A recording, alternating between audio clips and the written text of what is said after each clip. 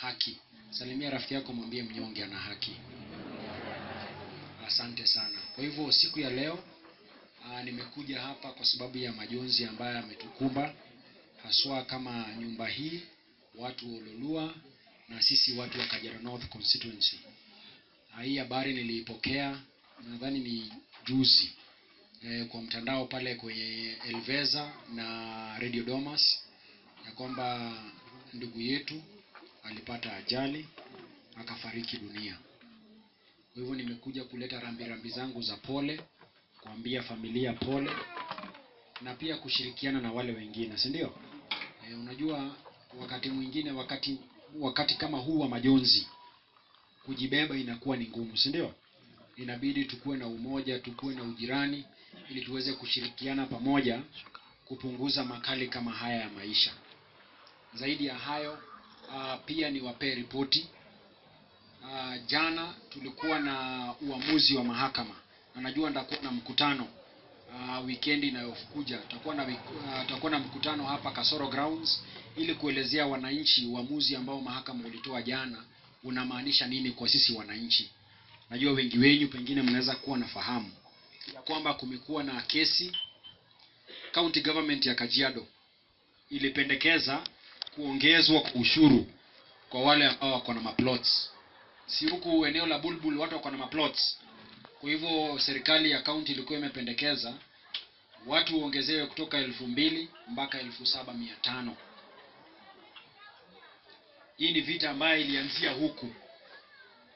Hii ni vita ambayo ilianzia hapa. Kulikuwa na wakati mkutano uliitwa hapa, na tukaelekea mahakamani kwa kipindi cha mwaka 1.5 hivi. Mwenyezi Mungu ametusaidia akatufanikisha. Jana uamuzi ukasomwa na mahakama, koti ikatupilia mbali hiyo sheria ya county ambayo ilikuwa inatulazimisha tulipe kodi zaidi ya ile ambayo imewekwa pale. Zaidi ya hayo, najua wengi wetu tutakuwa tukienda tukilipia land rates. Na ujue wakati mwingi kama haujui, serikali hii ya county, hao wafanyikazi wa county wana take advantage. Wanajaribu kuibia watu. Zaidi ya hayo, koti ikasema hapo awali tulikuwa tunalipishwa shilingi 2,000. Koti ikasema ya kwamba kulingana na ile barua watu walikuwa napewa wakati wa kupewa zile allotment letters. Hiyo barua ilikuwa imeandikwa unafaa ulipe 1,500. Kwa hivyo hakukuwa na taratibu ambaye county government ya Kajiado ilifuatilia, ikaongeza kutoka 1,500 mpaka 2,000. Kwa hivyo mahakama ikaamuru ya kwamba moving forward sasa sisi tutakuwa tukilipa peke yake 1,000 na pesa ngapi?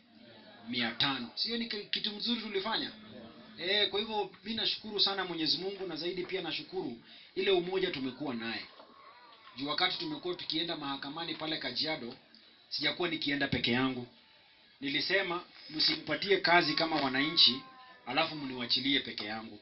Wengine wanasema mimi kilo zangu ni kidogo siwezi tishia pale jaji.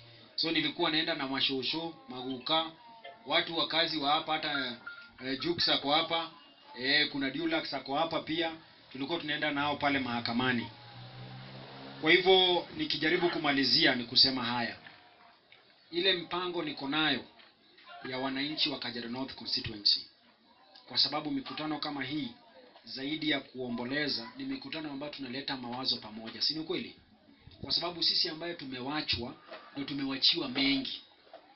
Sisi ndio tumewachiwa kujua venye watoto wetu watalewa, si ndio?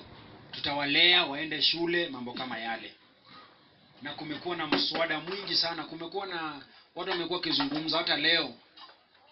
Yule mbunge wa Madhira wa Mombi ameleta mswada mwingine. Hapo last week tulikuwa tunasherehekea sana Ndindi Nyoro. Amefanya shule za Keharu zimekuwa pesa ngapi? 500, si ndio? Wa Mushomba kuona hivyo pia yeye akafanya kwao kumekuwa 500, si ndio? Kule Githunguri.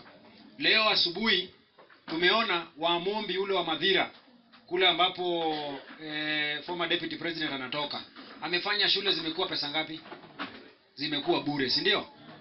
Lakini ukilinganisha, kwa sababu si Madhira iko Kenya, Keharu iko wapi? Si iko Kenya? Githunguri iko wapi? Si iko Kenya? Na mbunge wa huko na mbunge wa huku si unapewa pesa sawa?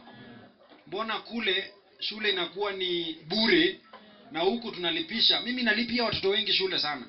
Na tunalipa shilingi 1500 kwa secondary school ya day. Si ni kweli? Ama ni madanganyana? Kwa nini kukuwe na kipimo tofauti ya watoto wa Kiharu, watoto wa Madhira, watoto wa Githunguri? Hiyo kipimo bado ikuwe tofauti na mtoto wa huku. Na tunatarajia dakika ya mwisho mtoto wa huku atashindana na wale watoto wa pande ile nyingine ambao wamepata masomo kirahisi, si ndio? Kwa sasa nimekuwa nikipokea bado simu mingi sana ya kwamba kuna wazazi wengi wajaweza kurudisha watoto wao shule. Ni ukweli? Kwa sababu gani? Kwa sababu ya maneno ya school fees, ndio?